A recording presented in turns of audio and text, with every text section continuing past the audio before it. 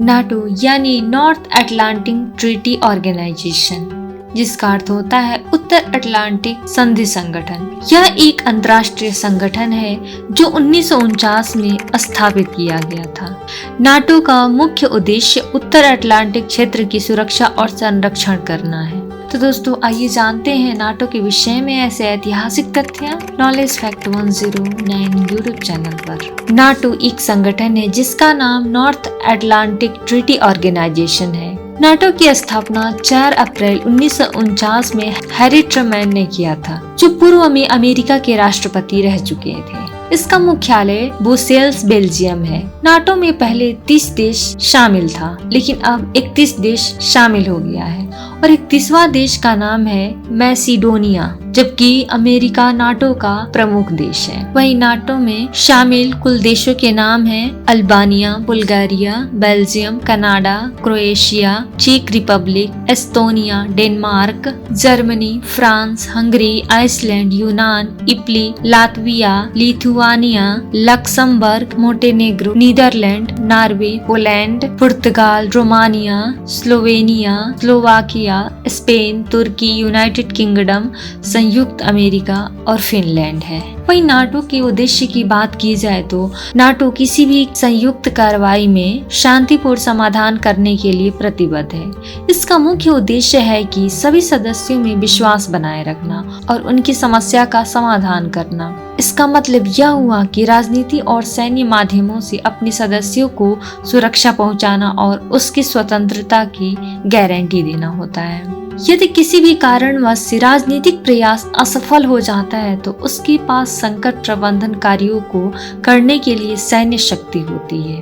तो दोस्तों आइए जानते हैं नाटो के इतिहास के विषय में। 1945 में द्वितीय विश्व युद्ध हुआ था।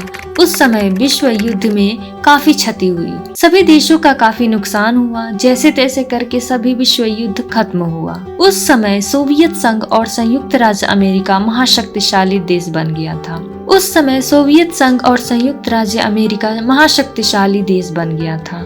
इस कारण से यूरोप में खतरे की संभावना काफी ज्यादा बढ़ गई थी। यह सारी घटनाओं को देखते हुए France, Britain, Netherlands, Belgium, Luxembourg देशों ने मिलकर एक संधि बनाई और इस संधि का नाम दिया गया ब्रुसेल्स संधि।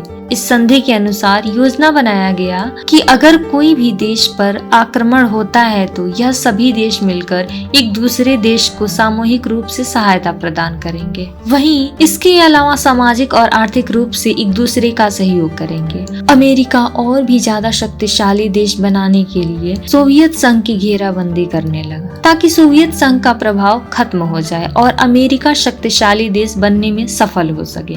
इसलिए अमेरिका ने संयुक्त राष्ट्र संघ के चार्टर के अनुच्छेद 15 के तहत उत्तर अटलांटिक संधि ने एक प्रस्ताव रखा। इस संधि की शुरुआत 1949 में हुआ और दुनिया के 12 देशों ने हस्ताक्षर किया। इसमें हस्ताक्षर करने वाला देश संयुक्त राज्य अमेरिका के अलावा ब्रिटेन, नीदरलैंड, नॉर्वे, पुर्तगाल, Belgium, Iceland, Luxembourg, France, Canada, Italy और डेनमार्क देश शामिल थे।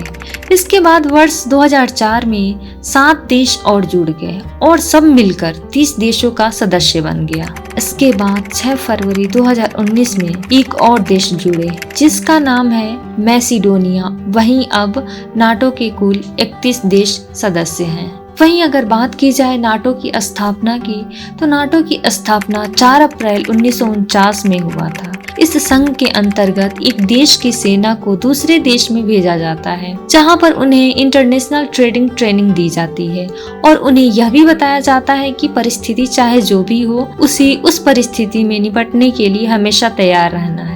तो वहीं आपको बता दें कि नाटो की स्थापना क्यों हुई। नाटो की स्थापना होने का मुख्य कारण था दूसरा विश्व युद्ध के बाद यूरोप की स्थिति बहुत ज्यादा खराब हो गया था। यूरोप की आर्थिक स्थिति एकदम से गिर गया। इस स्थिति के कारण नागरिक की जिंदगी पर बहुत गहरा असर पड़ा। लोग अपना जीवन यापन करने के लिए जैसे तैसे जिंदगी जीने के लिए मजबूर थे।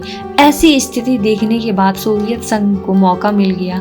वह चाहता था कि तुर्की और ग्रीस में साम्यवाद को स्थापित करके वर्ल्ड के बिजनेस पर राज करे। उसकी यह सोच अमेरिका को बहुत अच्छी तरह से समझ आ गया। उसी समय अमेरिका के राष्ट्रपति फ्रैंकलिन डेलानो रूजवेल्ट का अचानक मृत्यु हो गया, जिसकी वजह से उस समय वहां के राष्ट्रपति हैरी एस ट्रूमैन बने थे। बाद में ट्रूमैन के नाम पर ही यह नीति की नींव बन गया, जिसका नाम ट्रूमैन सिद्धांत रखा गया।